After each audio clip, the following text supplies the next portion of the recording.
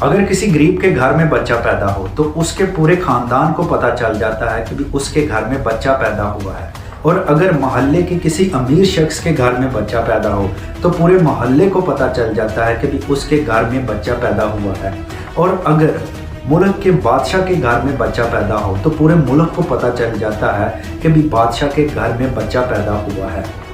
لیکن کلام مقدس یسوع مسیح کی پیدائش کے متعلق بیان کرتا ہے کہ جب یسوع پیدا ہوا تو چرواہے اس کو سجدہ کر رہے ہیں، مجوسی اس کو سجدہ کرنے کے لیے نکلے ہیں، اور آسمان سے ایک فرشتوں کا گروہ خوشی کرتے ہوئے اور نعرے لگاتا ہوا آ رہا ہے۔ یعنی یسوع کی پیدائش پر زمین پر بھی خوشیاں ہو رہی ہیں اور آسمان پر بھی خوشیاں ہو رہی ہیں،